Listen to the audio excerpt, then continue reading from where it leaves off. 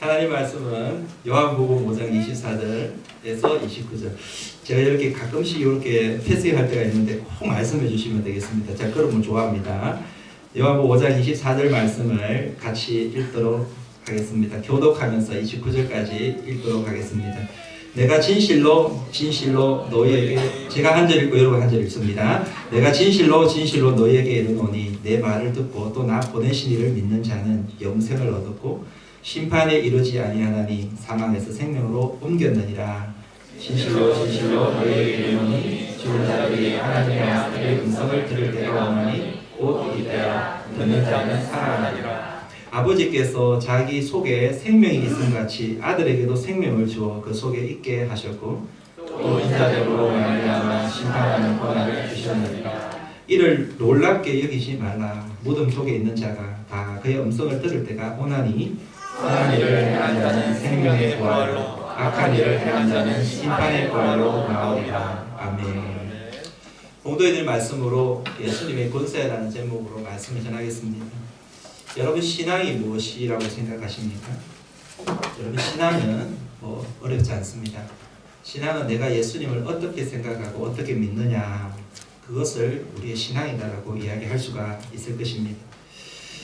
만약 여러분이 예수님을 탁월한 휴머니스트라고 생각을 한다면 그렇게 예수님을 믿겠죠. 예수님 성경을 보면 약하고 가난하고 병든 사람, 소외된 사람, 이런 사람들을 예수님 가까이 하셨고 그들의 친구가 되어주셨고 그들을 돌보시는 그런 사역을 감당하셨습니다. 그래서 그런 휴머니스트라고 생각하면 예수님의 그런 면을 보면서 그런 면을 존경하고 따를 것입니다. 또 어떤 면은 예수님을 위대한 스승으로 보는 사람도 있습니다. 사회를 새롭게 할 놀라운 가르침을 주신 분으로 받아들이고 또 그분을 통해서 인간적인 가르침을 배우려고 그렇게 노력할 것입니다. 또 어떤 분은 예수님이 혁명가로 보는 것도 있을 것입니다. 당대 기독권에 편성되지 않고 제자들과 함께 기존의 세력에 저항하면서 싸웠던 새로운 시대를 열려고 하셨던 그런 분으로 예수님을 혁명가로 보는 사람은 그렇게 예수님을 바라볼 것입니다. 여러분 예수님을 어떤 분으로 생각하십니까? 여러분은 예수님을 어떻게 믿고 그분을 따르십니까? 그게 여러분의 신앙의 바로미터입니다. 자, 결론적으로 이야기하면 우리는 예수님을 어떻게 믿어야 하는 것일까요?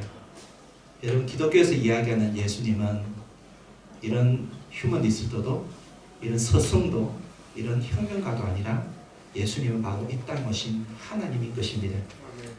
예수님은 성인이 아니라 예수님은 우리 인류의 구원자이십니다. 요한복음 1장을 보시게 되면은 예수님께서 어떤 분이셨고 예수님은 어떻게 이 땅에 오셨는지 그리고 예수님은 그 이후에 어떤 일을 하셨는지 1장 이후에 이야기하고 계시죠. 태초의 말씀으로 하나님과 함께 계셨던 예수님, 천지 만물을 창조하셨던 예수님께서 때가 되매 예수님께서 창조하신 자기 땅에 육신의 몸을 입고 오셨습니다. 그런데 예수님께서 자기가 창조한 그 땅에 오셨음에도 불구하고 자기 백성이 예수님을 영접하지 않았어요. 오히려 예수님을 핍박하고 십자가에 못 박아 죽였습니다. 오늘 본문 말씀을 보아도 예수님은 자기 백성에게 대접을 받지 못하십니다. 수많은 이적과 기사들을 사람들에게 베푸르셨고, 그리고 가난한 자 약자들을 예수님은 손을 내밀어서 그들을 사랑하셨고, 하나님의 나라를 설파하시고 회개의 세계까지 전파하셨음에도 불구하고 사람들은 오히려 예수님을 달라들어서 예수님을 죽이려고 했던 모습을 보게 되는 것입니다. 자, 왜 예수님께서 자기 땅에 오셨지만, 자기 백성에 오셨지만 그 백성들이 영접하지 않으셨을까요? 여러분, 그것은 인간이 가지고 있는 가장 근본적인 죄 문제 때문인 것입니다. 로마서 3장 23절 말씀에 이렇게 이야기합니다. 모든 사람이 죄를 범하였으며 하나님의 영광에 이르지 못하더니. 로마서 5장 12절 말씀에도 이렇게 이야기합니다. 그러므로 한 사람으로 말미암아 죄가 세상에 들어오고 죄로 말미암아 사망이 들어왔나니 이와 같이 모든 사람이 죄를 지었으므로 사망이 모든 사람에게 이르렀느니라. 아담과 하와가 지은 이 죄 때문에 모든 자에게 뭐가 미치게 된 것이죠? 사망이 이르게 되었다라고 이야기하고 있습니다. 그래서 그 이후에 모든 인생, 아담 이후로 태어난 모든 인생은 태어나면서부터 이 죄를 가지고 태어났기 때문에 하나님의 특별한 은혜, 성령의 역사하심을 경험하지 못할 때에 예수님을 알 수가 없고요. 예수님을 알지 못할 뿐만 아니라 예수님을 향하여 예수님을 대적하고 예수님을 핍박하는 인생이 되는 것입니다. 여러분, 오늘 우리도 마찬가지지 않습니까? 예수님을 믿지 않을 때에 우리는 어땠습니까? 그분에 대해 관심도 가지지 않았고 오히려 예수님을 대적하는 삶을 살았던 것입니다. 그래서 오늘 우리들에게 필요한, 인생에 필요한 가장 중요한 일은 바로 영적으로 거듭나야 되는 것입니다. 그리고 예수님을 믿고 거듭났던 인생이라고 할지라도 예수님에 대해서 아무런 예수님의 어떤 이야기, 예수님의 이름을 불러도 감흥이 없고 아무런 어떤 뭐라 그럴까요? 이렇게 도전도 받지 않고 예수님의 이름이 그냥 밋밋하게 받아들이는 인생. 그분을 향해 어떠한 사랑도 어떠한 마음도 마음속에 생기지 않는 그런 인생이라고 할 때에 여러분 마음속에 아직까지 불이 사라져 버린 거예요. 그런 인생은 다시 복음을 들어야 될 필요가 있다는 것입니다. 그러기 위해서 오늘 여러분 요한복음 우리들에게 너무나 중요한 책입니다. 왜냐하면 예수님이 무엇을 위해 이 땅에 오셨고 그분은 어떤 분이신가, 그분은 어떤 지위를 가지고 계시고 어떤 권세를 가지고 계시는가 우리들에게 계속적으로 말해주고 있기 때문인 것입니다.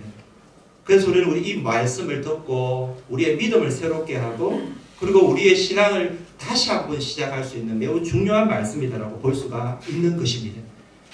여러분 요한복음을 보시게 되면 요한복음에는 이런 굵직한 이 흐름들이 있는데요. 요한복음에는 예수님께서 행하신 큰 7가지의 표적이 있습니다. 그리고 7가지의 자기 계시가 있습니다. 자, 7가지의 표적은 어떤 것이 있느냐 하면 아마 여러분들이 대부분 이야기를 알 거예요. 너무 많이 들었기 때문에. 첫 번째는 물을 포도주로 만드는 사건이, 그 다음에 두 번째는 왕의 신하의 아들을 고치시는 그런 이야기가 있고요. 그리고 38년 된 병자를 살리시고 고치시는 이야기가 있습니다. 그리고 우리가 너무나 잘 아는 보리떡 5개와 물고기 2마리 5,000명을 먹이시는 놀라운 표적이 있습니다. 그리고 갈릴리 물 위를 예수님께서는 걸어가십니다. 그리고 예루살렘에서 예수님은 눈먼 소경을 고치시죠. 그리고 마지막 클라이막스 죽은 지 나흘 되는 나사로를 다시 살리십니다. 여러분 이 사건과 이 일이 여러분 표적이라는 것은 무엇입니까? 인간으로서 할 수 없는 일인 것입니다. 인간은 죽었다가 깨어나도 이 일을 할 수가 없습니다. 근데 예수님께서 이 일을 하셨다는 것은 그것은 여러분 예수님의 존재가 뭐라는 것입니까? 그분이 바로 하나님이시라는 증거인 것입니다. 각 표적마다 전해주는 메시지는 다 있을지 모르지만 공통분모가 무엇입니까? 예수님은 우리 곁에 오신 하나님이시다라는 거예요. 자, 그리고 더불어서 예수님께서 요한복음에 보면 자기를 어떤 분이신가 자기 계시가 나옵니다. 나는 무엇이다. 나는 누구이다. 이제 이게 헬라어로 이야기하면 에고 에이미라고 이야기하는데 나는 무엇이다. 예수님이 7가지의 자기 계시를 이야기하고 있습니다. 자, 예수님이 어떤 분이시냐? 스스로를 가리켜서 이렇게 말하고 있는 거죠. 나는 생명의 떡이다. 두 번째는 나는 세상의 빛이다. 나는 양의 문이다. 나는 부활이요 생명이다. 나는 길이요 진리요 생명이다. 아도는 나는 선한 목자다. 받들었네. 나는 선한 목자다. 그리고 나는 참 포도나무다. 여러분, 예수님께서 당신을 계시하신 이 일은 주님께서 친히 그런 존재였음을 나타내는 거예요. 여러분, 우리가 요한복음을 같이 묵상하면서 이렇게 증거하고 자기를 계시하고 있는 예수 그리스도를 여러분의 구주로 믿으시기를 주님을 축원드립니다. 자, 오늘은 여러분 예수님께서 그러면은 이 땅에 오신 이 예수님께서 어떤 권세를 가지고 우리 가운데 오셨는가, 그것을 우리들에게 말씀해 주고 계시는데요. 특별히 여러분, 오늘 우리가 읽은 이 본문 말씀은 예수님께서 행하신 세 번째 표적이었던 38년 된 병자를 고치신 이후에 일어났던 일이었음을 알 수 있습니다. 여러분, 우리가 살펴보지 않았으나 여러분 38년 된 병자가 베데스다 연못에서 예수님께서 병자를 만나시지 않습니까? 38년 동안이나 병을 앓으면서 움직이지도 못하는, 거동도 못하는 그런 너무나 불쌍한 인생이었습니다. 그런데 예수님께서 이 병자에게 찾아가셔서 이 자리를 들고 걸어가라. 그 한마디에 이 병자가 나음을 입고 자리를 들고 걸어가는 거예요. 근데 여러분, 이 놀라운 이적을 언제 행하셨느냐 하면, 여러분 중요한 것은요, 그 행한 날이 바로 유대인들의 안식일이었다 이거예요. 여러분, 안식일은 원래 유대인들이 아무 일도 하지 않고 하나님께 예배드리는 일 외에는 아무것도 하지 않도록 정한 그런 날이다라는 것을 여러분 잘 알고 있을 것입니다. 근데 이 안식일 날 병자를 예수님께서 고치신 것입니다. 그러니까 그들은 이 병자 고친 일을 하나님이 일을 하셨다라고 이야기하면서 어떻게 이 성스러운 안식일 날 일을 할 수가 있느냐 하면서 발칵 뒤집혀진 거예요. 근데 여러분, 그들이 더 멘붕이 온 것은 무엇이냐면 예수님께 와가지고 왜 안식일 날 하지 말아야 될 일을 하느냐라고 이야기를 했더니 예수님께서 하신 말씀이 무엇일까요? 내 아버지께서 일하시니 나도 일한다. 내 아버지께서 이제까지 일하시니 나도 일한다 하면서 하나님을 당신의 아버지라고 칭하는 것입니다. 그러니까 하나님이 당신의 아버지라는 것은 하나님과 동등되게 자기 자신을 드러냈다는 것을 말하고 있는 거예요.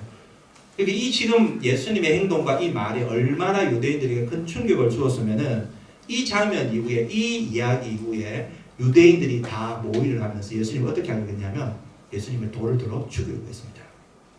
예수님이 죽이려고 했습니다. 살려두면 안 되겠다. 여기서는 우리는 예수님께서 유대인이 지금 그들이 믿고 있는 이 신앙의 근간을 흔들어 버리고 있다는 것을 알 수가 있는 것입니다. 여러분, 예수님은요, 오늘날도 마찬가지입니다. 우리들에게도 우리가 잘못 믿고 있고 우리가 잘못된 길을 갖고 있으면 우리의 그 신앙을 예수님께서 가만히 두기를 원치 않으십니다. 어떤 의미에서는 우리의 근간을 흔들어 버리고 싶어 하실 수도 있습니다. 그들이 지켜온 형식, 그들이 지켜온 그들의 어떤 신앙의 전통이 잘못된 길을 가고 있을 때 과감하게 주님께서는 거기서 메스를 가하시면서 그걸 타파해 버리시기를 원하셨다. 여러분, 이스라엘 백성들이, 유대인들이 생각하는 안식일은요, 아무것도 하지 않고 예배만 드리면 된다라고 생각한 것이었습니다. 그런데 예수님께서 생각하고 말씀하시는 안식일은요, 그게 아니었습니다. 안식일에 아무 일을 하든 하지 않는 것 자체가 중요한 것이 아니라, 안식일이 중요한 것은 무엇입니까? 하나님을 바로 예배하고 섬기는 것이었습니다. 여러분, 주일이 중요한 것이 무엇입니까? 교회에 나오는 것 자체가 중요한 게 아니라 하나님을 바르게 섬기는 것입니다. 여러분 믿으시나요? 아멘. 그래서 예수님께서 그 중요한 날에 일부러 베데스다 연못으로 찾아가서 가지고 38년 동안이나 알아서 움직이지 못하는 이 병자를 친히 손을 대셔서 말씀하시면서 고치신 것이에요. 그리고는 주님이 하신 말씀이 그 고친 그 사건, 그 일을 하나님의 일이다라고 선언하셨던 것을 보게 되는 것이죠. 그래서 주님께서는 지금 이 사건을 통하여서 안식일의 이 놀라운 일을 하나님께서 베푸시면서 그 사람들의 그 반발을 예상하지 못하시는 게 아니라 그 모든 걸 다 예상하시면서 주님께서 친히 그 일을 하시고 나서 주님께서 보이시기 원하는 게 뭐냐면 바로 안식일의 주인은 예수님이다라는 것을 선포하셨던 것입니다. 그러니까 여러분, 예수님께서 이 땅에 뭘 해오시느냐? 백성 가운데 예수님께서 무슨 일을 하기 원하시느냐? 예수님께서는 병자를 고치시기 원하신 거예요. 죄인을 고치시기 원하신 거예요. 모든 인생이 예수님의 고침을 받아야 존재되는 것을 예수님께서는 보여주기를 원하셨다는 것입니다. 여러분, 이게 무슨 의미입니까? 모든 죄인이, 모든 인간이 죄를 그대로 간직한 채 그냥 형식만을 가지고 아무리 하나님을 섬겨보려고 한들 여러분, 그것은 하나님이 기뻐하는 모습이 아니었다 이거죠. 여러분, 오늘 여러분 예배드리러 나왔는데 여러분 어떤 자세를 가지고, 어떤 마음의 자세를 가지고 이 자리에 나왔습니까? 혹시 여러분 공로를 가지고 나오지 않으셨습니까? 아침에 일어나서 일찍 일어나서 세수하고 화장도 하고, 어떤 분은 30분, 짧은 분은 30분, 어떤 분은 1시간, 어떤 분은 1시간 반, 어떤 분은 2시간 여러분 차를 타고 이 자리에 왔지 않습니까? 얼마나 소중한 발걸음인지 모릅니다. 얼마나 귀한 발걸음이고 하나님이 귀하게 여기는 반지인지 모릅니다. 그런데 여러분, 그 귀한 발걸음 가운데 여러분의 마음가짐이 만약에 내 공로 때문에, 내 공로로 여기에 나왔다라고 여러분 생각하고 있다면, 내가 잘나서 나는 자격이 있어서 이 자리에 앉아있다고 생각을 한다면은 여러분 여러분의 그 마음가짐, 여러분의 그 모습은 하나님이 기뻐하는 모습이 아니다라는 것을 깨달을 수 있기 바랍니다. 여러분이 하나님이 받으시는 예배자로 서기 위해서는 여러분의 공로를 다 버려야 합니다. 여러분의 그 잘남을, 그 얄팍한 알량한 여러분의 그 자존심과 여러분 자아를 다 여러분 이 자리에 내려놓으셔야 됩니다. 여러분은 우리가 이 자리에 나올 수 있는 것은, 우리가 이 자리에 하나님께서 받으시는 예배라고 설 수 있는 것은 나의 뭐가 아니라 오직 예수 그리스도의 십자가의 공로밖에 없습니다. 예수 그리스도의 그 십자가의 은혜만을 붙들 수 있어야 됩니다. 주님만을 바라볼 수 있어야 됩니다. 그것이 주님이 기뻐하시는 우리의 마음가짐인 것입니다. 지금 예수님께서 안식일날 여러분 38년 동안이나 되어있는 병들었다, 아마 거기에 있는 모든 병자 중에 제일 오랜 시간 동안 아마 병을 앓고 있는 사람이 가능성이 많아요. 이 38년 동안이나 병자된 이 사람을 고친 것은 주님께서 그 오랜 시간 동안, 수천 년 동안 주님 앞에 나오기는 했지만 자기 공로 의지하여서 하나님께 나아갈 수 있다고 생각한 그 유대인들, 그 잘못된 신앙의 그 모습을 주님께서는 고치시고자 하는 의도가 거기에 담겨 있는 거예요. 그래서 아버지께서 지금까지 일하시니 나도 일한다. 주님께서 지금까지 일하고 계시는데 그들이 깨닫지 못하다 주님께서 이 땅에 오셔서 신이 그들 가운데 당신을 드러내시면서 그들을 고치시면서 주님께서 그들 앞에서 당신의 역할, 당신의 사역을 하고 계셨던 것을 보게 되는 거예요. 우리 주님은 우리를 고치시기를 원하세요. 예수님은 오늘도 일하고 계십니다. 어떻게 보면 오늘 여러분의 마음속에도 우리 주님은 지금 작업하고 계세요. 많은 사람들이 나와 있지만은 오늘 여러분 한 사람 한 사람 마음속에서 작업하고 계시는 거예요. 저는 오늘 예배드리는 여러분 마음속에 이런 기도가 있기를 바랍니다. 주님, 나의 모든 가식을 벗어버립니다. 내 공로로 주님을 나올 수 있다고 생각한 나의 모습을 이 시간 내려놓습니다. 나의 병든 자아를 이 시간 내려놓습니다. 오직 주님만을 바라보기 원합니다. 예수 십자가만을 바라보기 원합니다. 나의 자아를 고쳐 주시옵소서. 나를 치유해 주시옵소서. 이런 자세를 가지고 주님 앞에 나아갈 수 있기를 주님의 이름으로 축원드립니다. 자, 그리고 여러분 이어서 나오는 이 안식일에 이런 병고침을 했던 이 사건을 이후로 읽고 나서 주님께서 이 하나님과의 관계 속에서 이제 당신을 사람들 앞에, 백성들 앞에 드러내고 계십니다. 주님이 어떤 권세를 가지고 지금 일을 하셨는지 당신을 드러내고 계심을 보게 됩니다. 첫 번째로 예수님은요, 어떤 분이라고 말씀하고 계시냐면 한번 따라해봅니다. 하나님의 일만 하시기 위해서 오셨습니다. 자, 여러분 19절 20절 말씀을 한번 보십시오. 여러분 오늘 우리가 읽은 이 말씀은 우리의 신앙에서 굉장히 중요하고 어떻게 보면 근간이 될 수 있는 말씀인데, 여러분이 예수신앙, 기독론에 대해 근간이 될 수 있는 말씀인데, 잘 여러분 한번 말씀을 중심으로 해서 한번 들어보시면 좋겠습니다. 19절 20절 말씀입니다. 같이 읽어봅니다. 내가 진실로 너희에게 이르노니 아들이 아버지께서 하시는 일을 보지 않고는 아무것도 스스로 할 수 없나니 아버지께서 행하시는 그것을 아들도 그와 같이 행하시느니라. 아버지께서 아들을 사랑하사 자기가 행하시는 것을 다 아들에게 보이시고 또 그보다 더 큰 일을 보이사 너희로 놀랍게 여기게 하시리라. 여기서 아버지는 하나님 성부를 나타내고요. 아들은 예수 그리스도를 나타냅니다. 여러분 우리가 예수님을 믿고요. 그리고 예수님의 그 말씀을 우리가 목숨처럼 붙들고 그 말씀을 정말 사모하고 예수님께서 행하신 그 일을 여러분 우리는 무슨 일이더라도 믿고 신뢰하고 따르는 이유가 있다면 여러분 무엇일까요? 우리가 예수님을 믿고 그 말씀을 믿고 예수님의 그 행하신 그 일을 여러분 의심하지 않고 우리는 그 권위를 부여하면서 여러분 우리는 목숨을 바쳐서 우리가 그 따르는 이유가 무엇일까요?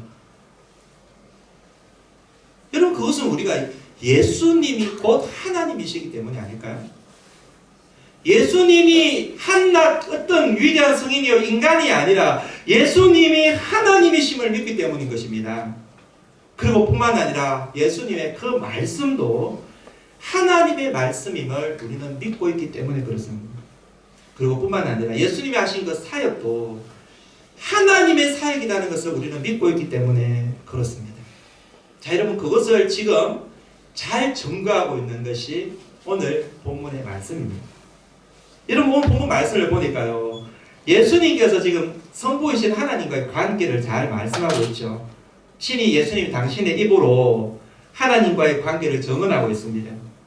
자, 여러분 예수님은 성부이신 하나님 아버지께로 오셨어요. 아버지께로부터 오셨어요. 그래서 여성 육신하시고 요한복음 3장 16절에 하나님이 당신의 독생자를 보내셨다고 그랬잖아요. 성자 예수님을 보내셨다고 그랬잖아요. 여러분 예수님은 하나님께로부터 이 땅에 오셨을 뿐만 아니라 예수님은 하나님의 말씀만 따라 행하셨음을 보게 됩니다. 그리고 하나님께서 하라고 하신 말씀만 하셨음을 보게 됩니다. 여러분 예수님은 스스로 하신 일이 아니라 하나님이 하라고 하신 일을 하셨던 것이에요. 여러분 성경에 우리가 읽었지만 아들이 잘 더 보십시오. 아버지께서 하시는 일을 보지 않고는 아무것도 스스로 할 수 없나니 아버지께서 행하시는 그것을 아들도 그와 같이 행하느니라. 여러분 주님은 결코 스스로 일하지 않으시고 하나님의 일만을 하셨어요. 여러분 그렇기 때문에 주님이 하신 그 말씀과 그 일이 여러분 얼마나 놀라운 권세가 있었을까요? 여러분 얼마나 놀라운 능력이 그 가운데 있었을까요? 여러분 우리가 그 말씀이 생명의 말씀으로 여기는 이유는 바로 그분이 하나님의 말씀 자체이기 때문에 그런 거예요. 그리고 하나님의 능력 자체이기 때문에 그런 거예요. 그것을 신이 오셔서 우리들 눈에 보여주신 거예요. 하나님이 어떤 분이신가, 하나님의 능력이 어떤 능력인가, 하나님이 우리를 얼마나 사랑하시는가, 그것을 딱 보여주신 장면이 바로 예수 그리스도의 말씀이고 예수 그리스도의 사역인 거예요. 그래서 우리는 그 말씀을 그대로 믿어버리면은 하나님의 능력이 나타나고요, 하나님의 역사가 나타나는 거예요. 심지어는 20절 말씀을 보게 되면 뭐라고 말씀하십니까? 20절 같이 읽어봅니다. 시작. 아버지께서 아들을 사랑하사 자기가 행하시는 것을 다 아들에게 보이시고 또 그보다 더 큰 일을 보이사 놀랍게 여기게 하시리라. 그러니까 여러분 예수님이 이 땅에 오셔서 행하신 일이 아버지가 보이신 일도 있지만 여러분 오늘 보는 말씀 보니까 인류 구원을 위해서 필요하다고 여겨지는 일이라면 더 큰 일도 아들의 손을 통해서 행하게 하셨고 아들을 통해서 나타나게 하셨다는 것을 말해주고 있는 거예요. 여러분 예수님이 하신 수많은 이적과 기사와 사역들이 있는데요. 여러분 하나님께서 아들인 예수 그리스도를 통해서만 나타나게 하신 역사가 있다 이거예요. 여러분 예를 들어서 예수님이 하신 사역 중에 여러분 그렇잖아요. 오병이어 사건이 보리떡 5개와 물고기 2마리가 여러분 그 자리에서 축사하시니까 떼어주니까 여러분 쉴 새 없이 보리떡 5개와 물고기 2마리가 나오게 되면서 5,000명이 먹는 역사가 일어난 거예요. 그 자리에서 일어난 거예요. 여러분 이게 이해가 되시나요?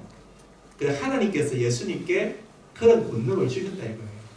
하나님도 보이지 않은 그 놀라운 역사를 그리스도를 통해 나타나게 하신 거예요. 여러분 무리를 거두시는 장면이라든지 여러분 뭐한 말씀 한마디로 그 풍랑이 한순간에 잠잠하게 되는 여러분 일이라든지 여러분 심지어는 여러분 죽은 지 나흘 되는 나사로가 살아나는 다시 살아나는 여러분 이런 놀라운 일이라든지 여러분 이것은요 하나님께서 특별히 당신의 아들을 통해서만이 나타나도록 하신 사건이었다라고 이야기하고 있는 것입니다. 여러분 심지어 21절 말씀에는 뭐라고 이야기하고 있습니까? 아버지께서 죽은 자를 일으켜 살리심과 같이 아들도 자기가 원하는 자를 살리느니라 라고 말합니다. 여러분, 이 선언은 굉장히 중요한 선언입니다. 여러분, 지금 예수님이 하나님의 말씀과 하나님의 일을 위임받았다고 말씀하고 나서 어떤 권세를 또한 위임받았다고 말씀하고 계시느냐 하면 죽은 이를 살리는 권세를 위임받았다고 이야기하고 있습니다. 여러분, 원래 인간을 죽음의 권세에서 일으켜 부활케 하시는 이 일은 아버지의 손에 달려있는 것이었는데, 근데 여러분, 예수님께서 2000년 전에 인간의 몸을 입고 이 땅에 오심으로 말미암아 하나님이 독생자를 이 땅에 보내심으로 말미암아 부활하게 하는 권세, 사람을 다시 살려내는 이 권세를 누구의 손에 있게 하셨다는 거예요? 그리스도의 손에 달리게 하셨다는 거예요. 그러니까 주님의 손에 사람이 다시 살아나게 하는 거예요.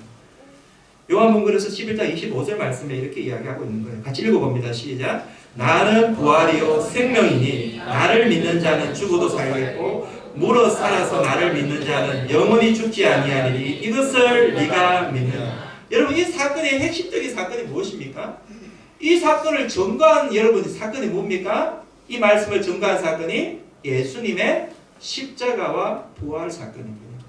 예수님께서 친히 부활의 첫 열매가 되심으로 당신이 이런 권세를 가지고 있다는 것을 사람들에게 분명히 증거했음을 보게 되는 거예요.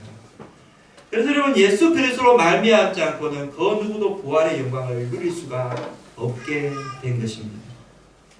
여러분, 어디 그뿐인가요? 우리 하나님께서 예수님께 또 위임한 권세가 무엇입니까? 여러분, 이거와 연관이 있는데 22절 말씀을 보시게 되면 아버지께서 아무도 심판하지 아니하시고 심판을 다 아들에게 맡기셨으니. 여러분, 이것은요, 앞에서 부활의 권세를 예수님께 위임하셨다는 말씀과도 동일한 것입니다. 여러분, 부활의 권세가 있다는 것은 다르게 표현하면 심판의 권세도 같이 있다는 것을 이야기하고 있는 거예요. 여러분, 믿는 자는 영원히 죽지 않고 부활하지만 믿지 않은 자는 영벌 심판을 받을 수밖에 없다라는 것을 의미하고 있다라는 것이죠. 여러분, 우리가 너무나 잘 아는 여러분 하나의 사건 이야기 있잖아요. 여러분, 예수님 십자가상에서 며칠 전에 이야기했지만 여러분 있었던 그 강도, 두 강도 이야기. 여러분, 이 두 강도가 몇 시간 안에 죽습니다. 여러분, 그 이야기 따라서 몇 시간에 두 명 다 죽는데, 그런데 두 사람의 운명은 180도 완전히 달라졌습니다. 여러분, 그 중심에 누가 있습니까? 그리스도를 어떻게 받아들이느냐. 한 강도는 예수님의 모습을 조롱하고 비웃고 예수님을 여러분 믿지를 않으려고 했습니다. 끝까지 자기의 죄를 뉘우치지 않고 예수님을 믿지 않았죠. 예수님과 담을 쌓고 있었습니다. 하지만 또 한 사람은 어떻습니까? 여러분, 자기의 죄를 깨닫고 주님의 말씀을 마음속에 믿고 자신의 죄를 깨닫고 예수님을 믿습니다. 예수님을 받아들입니다. 당신의 나라 임할 때 나를 기억하소서라고 부탁합니다. 여러분, 그 두 사람의 운명 똑같이 죽었지만은 여러분, 두 사람의 운명은 완전히 달랐습니다. 한 사람은 생명의 부활이고 한 사람은 심판의 부활로 나올 수밖에 없었습니다. 결국적으로 예수님만이 이 부활과 심판의 권세가 있으시고 예수님만이 하나님의 일을 하시는 그런 권세가 있으셨기 때문에 여러분, 예수님은 여러분, 우리가 이 땅에 살아가면서 우리는 예수님을 오직 그 주님을 하나님으로 믿으면서 따라가고 사랑하고 그분을 공경해야 된다는 것을 우리들에게 말해주고 있는 거예요. 그래서 여러분 5장 23절 말씀에 이렇게 이야기하고 있죠. 우리 같이 한번 읽어봅니다. 같이 시작.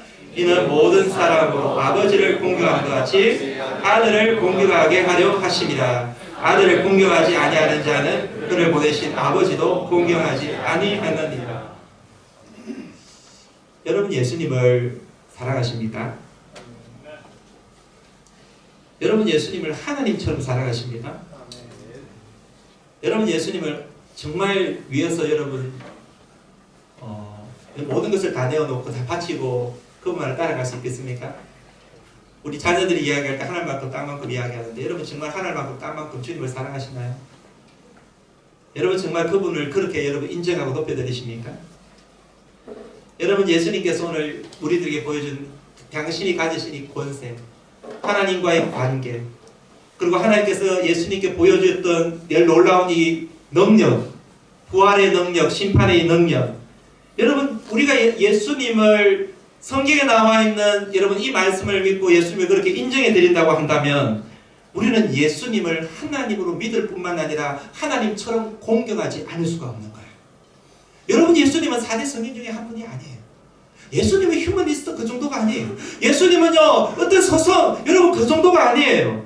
예수님은요, 세상의 어떤 혁명가, 여러분 사람 중에 높은 사람, 여러분 그런 정도가 아니에요. 여러분, 예수님은 하나님이세요. 할렐루야. 예수님은 우리의 예배를 받으실 분이에요. 여러분, 예수님은 우리의 찬양을 받으실 분이에요. 예수님은 우리의 칭송을 받으실 분이에요. 영원히 우리의 사랑의 대상이 되어야 될 분이에요. 그럼 우리의 목숨을 주고도 아깝지 않을 바로 그분이세요. 할렐루야. 온 인생을 바쳐서 섬겨야 될 분이 바로 우리 예수님인 거예요. 여러분이 사랑하고 여러분을 믿고 있는 예수님인 거예요. 할렐루야. 그래서 여러분, 오늘 이 말씀 속에 예수님께서요, 여러분 당신의 권세를 그렇게 말씀해 주셨을 뿐만이 아니라 더불어서 예수님은요, 우리의 구원과 관련해서 아주 매우 중요한 선언을 우리들에게 해주고 있습니다. 저는 오늘 본문에 너무나 소중한 말씀인데 24절 말씀 이렇게 이야기하고 있죠. 지금 같이 한번 읽어보도록 합니다. 같이 시작. 내가 진실로 진실로 너희에게 이르노니 내 말을 듣고 또 나 보내신 이를 믿는 자는 영생을 얻었고 심판에 이르지 아니하나니 사망에서 생명으로 옮겨졌다. 아마 예수님 이 말씀은요, 주님을 거부했던 이 유대인들을 향한 주님 말씀 같아요. 당신이 어떤 분이신지를 만천하에 드러내시면서 친히 증거하시면서 지금 주님께서 그들에게 도전하고 있는 것을 보게 되는 것입니다. 여러분, 우리가 예수님을 믿어야 됩니다. 살았을 때는 반드시 믿어야 됩니다. 여러분, 예수님을 우리가 믿게 되면 일어날 변화가, 여러분 오늘 본문 말씀에 과거와 현재와 미래의 변화가 있다고 이야기하고 있죠. 여러분, 예수님을 우리가 믿게 되면 현재 어떤 변화를 가져옵니까? 여러분, 오늘 본문 말씀에서 답해 보십시오. 현재에 무엇이 변화됩니까? 따라해 봅니다. 영생을 얻었고. 자, 오늘 본문 말씀을 보면서 따라해 보십시오. 영생을 얻었고. 여러분이 예수님을 믿게 되면, 우리가 예수님을 믿으면, 여러분이 예수님을 믿은 어떤 순간이든지 여러분이 예수님을 여러분의 구주로 믿으면은 믿는 동시에 영생을 얻게 됩니다. 영생은 죽어서 얻는 것, 나중에 얻는 것이 아니라 믿는 그 자리에서 얻게 됩니다. 여러분이 예수님을 믿었습니까? 여러분 영생을 얻었습니다. 이게 현재의 변화입니다. 그럼 미래의 변화는 무엇일까요? 미래의 변화는 심판에 이르지 아니하나니. 여러분, 심판은 어떤 자가 받는 것일까요? 여러분, 심판은 예수님을 거부한 인생, 예수님을 믿지 않은 인생이 심판을 받는 것이죠. 여러분, 우리는 예수님을 믿기 때문에 심판에 이르지 않습니다. 하지만 예수님을 믿지 않은 인생은 이미 그는 심판 가운데 있는 인생인 거예요. 여러분이 우리 주변에, 여러분 예수님을 믿지 않은 인생, 여러분 전혀 부러워하지 마십시오. 여러분, 그 영혼들은 불쌍히 여겨야 될 인생이고 우리가 손을 내밀어줘야 될 인생이고요. 그 영혼은 사실 어떻게 보면은 하나님의 긍휼이 임하지 아니하면 그는 너무나 불쌍한 인생인 거예요. 가장 가엾은 인생인 거예요. 아무리 주변에 잘 나가더라도, 아무리 성질이 빠르고 공부를 잘하고 아무리 잘생기고 아무리 멋져고 아무리 여러분 유명하고, 여러분 그래도 할지라도 여러분 그 인생 부러워할 필요 없습니다. 예수님을 믿지 않으면 인생은 여러분 심판 안에 있는 인생이기 때문에 그렇습니다. 이런 미래의 변화, 우리는 절대로 심판받지 않죠. 예수님 믿는 인생. 과거의 변화는 그럼 무엇일까요? 과거의 변화는 사망에서 생명으로 옮겨나니라. 원래 여러분 우리 인생은요, 우리 인간은 태어나면서부터 죄와 허물로 죽은 인생이었습니다. 근데 여러분, 예수님 그리스도를 믿음으로 말미암아서 죄와 허물로 죽었던 우리가 사망에서 생명으로 옮김받은 존재가 된 거예요. 누구 때문에? 누구 때문에? 다시 한번, 누구 때문에? 그 중심에 누가 있다고요? 자, 영생을 얻고 심판에 이르지 아니하고 사망에서 생명으로 옮기는 이 중심에 누가 있다고요? 예수 그리스도입니다. 저는 오늘 여러분에게 이 초대를 하고 싶습니다. 아직까지 여러분 예수님을 여러분의 구주로 믿지 않는 분이 계시다면, 여러분 마음속에 여러분의 주인으로 하나님의 아들로 여러분 아직까지 영접하지 않는 연세가 있다면, 성령님께서 여러분의 마음을 두드리시고 마음을 열어주실 때에 그분을 여러분의 마음속에 구주로, 개인적인 구주로 하나님으로 영접하고 싶지 않으신가요? 오늘 본문 25절 말씀에 예수님께서도 그렇게 초청하십니다. 거기에 있는 수많은 유대인들, 자기를 적대시하고 주님을 죽이려고 하는 이런 생각을 가지고 있는 자들을 초대하는 것처럼 오늘 예수님, 오늘 우리를 초대하고 계시는 거예요. 25절 말씀에 뭐라고 초대합니까? 진실로 진실로 너희에게 이르노니 죽은 자들이, 우리 이름이 죽은 인생이거든요. 여러분 살지 않으면 죽은 인생이에요. 생명 얻지 않으면 죽은 인생이에요. 죽은 자들이 하나님의 아들의 음성을 들을 때가 오나니 곧 이때라. 듣는 자는 살아나리라. 지금 주님께서 당신이 어떤 존재인가, 어떤 일을 하시는지를 선포하시면서 아들의 이름의 음성을 들을 때가 오나니, 하나님의 아들의 음성을 들을 때가 오나니 곧 이때라 라고 말씀하시면서 주님이 초청하고 계시는 것이에요. 저는 오늘 여러분에게도 우리 예수님께서 초청하고 계신다고 생각합니다. 여러분 이 시간 성경에서 이야기하고 있는 하나님의 권세를 가지시고 하나님의 말씀을 하시고 하나님으로부터 부활과 심판의 권세를 가지고 계신 예수 그리스도 주님께서 오늘 이 자리에서 여러분 마음속에 초청하고 계시는 거예요. 여러분 마음으로 활짝 열고 아들 되신 그분의 음성을 듣고 여러분이 그분을 마음속에 모셔드리기만 하면은 여러분 한 예수 그리스도께서는, 예수님은, 영이신 예수님께서 여러분 가운데 찾아가실 것입니다. 그리고 여러분은 영원한 생명을 얻게 될 것입니다. 여러분 아들로 인하여서 얻게 된 이 놀라운 은혜를 여기 모인 모든 성도님들이 누리기를 주님의 이름으로 축원드립니다. 여러분 마음속에 아직까지 예수님을 모셔드리지 않는 영혼이 있다면 그분을 여러분의 구주로 영접하십시오. 이게 가장 큰 선물입니다. 또다시 이런 기회가 여러분에게 돌아오지 않을 수도 있습니다. 마지막 기회인 줄 알고 그분을 여러분의 개인적인 구주로 초청하십시오. 여러분 혹시 예수님을 믿고 싶은 영혼이 있다면 이렇게 한번 기도해 보십시오. 주 예수님, 난 주님을 믿고 싶습니다. 나의 죄를 용서하시고 십자가에 못 박혀 죽으시면 감사합니다. 지금 나는 내 마음의 문을 열고 예수님을 나의 개인적인 구주, 나의 하나님으로 영접합니다. 내 속에 들어와 주시고 나를 다스려 주시고 나를 주님 원하시는 사람으로 만들어 주옵소서. 예수님의 이름으로 기도합니다. 여러분 이런 기도를 여러분 개인적으로 한번 해보시기 바랍니다. 주님 우리 가운데 찾아오 주실 것입니다. 그럼 여러분이 영원한 생명을 얻는 놀라운 은혜를 드리게 될 것입니다. 자 그러면은 여러분 이와 같이 우리가 영생을 얻게 되는데 여러분 예수님을 믿고 이미 영생을 얻은 인생이 있을 거예요. 그럼 예수님을 영접한 인생은 어떻게 될까요? 여러분 영생 얻은 인생 자칫 잘못 생각하면 이렇게 살아갈 수도 있는데요.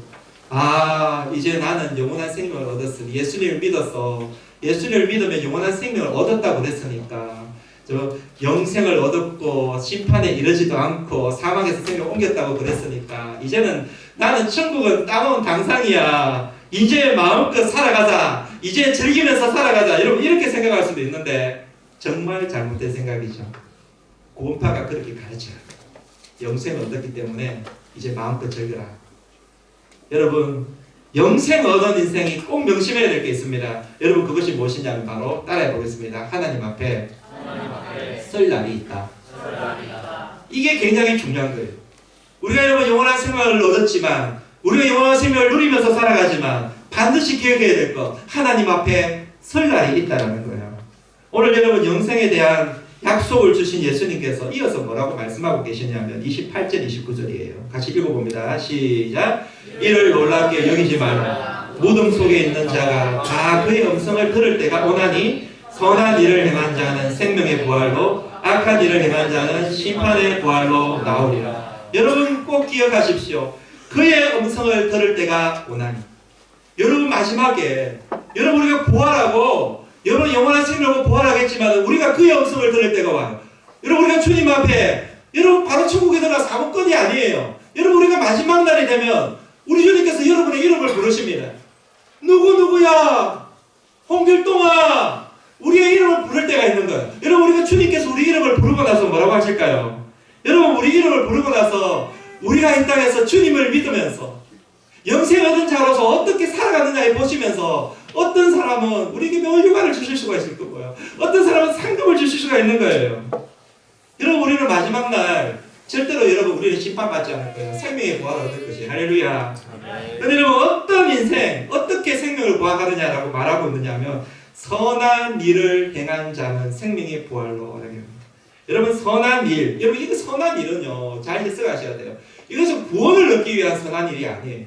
여기서 여러분 선한 일은 구원받은 백성이 영생을 소유한 자가 믿음으로 이 땅을 살아내는 것을 말하는 것입니다. 여러분 우리가 구원받은 자 아닙니까? 영원한 생명을 얻은 존재 아닙니까? 그러면 우리는 이후에 어떤 삶을 살아가야 됩니까? 아무렇게나 사는 게 아니라 하나님이 기뻐하시는 하나님의 말씀을 좇아 그분의 나라를 여러분 우리가 빛내면서 여러분 그분의 나라를 빛내면서 하나님의 이름을 영화롭게 하면서 나 주님의 기쁨 되기 원하네. 여러분 이 찬양을 부르면서 그 찬양에 합당한 삶을 살아가는 거 여러분 그것이 우리가 추구해야 될 삶이다 이거예요. 그래서 성경에는 선한 일을 행한 자라고 이야기하고 있거든요. 그래서 여러분 선한 일을 행한 자는 생명의 부활을 받게 되고 주님 앞에 서서 우리는 여러분 칭찬 얻고 상급을 받게 된다 이거예요. 아무쪼록 오늘 교습한 모든 성도님들은 구원 이후에 하나님이 기뻐하는 그런 삶을 삶으로 가면 마지막 날 우리가 주님의 음성을 들을 때 주님 앞에 기쁨으로 주님을 맞이할 뿐만 아니라 그분 앞에 칭찬받는 복된 생이 되기를 주님 이름으로 축원드립니다. 아멘. 기도하겠습니다.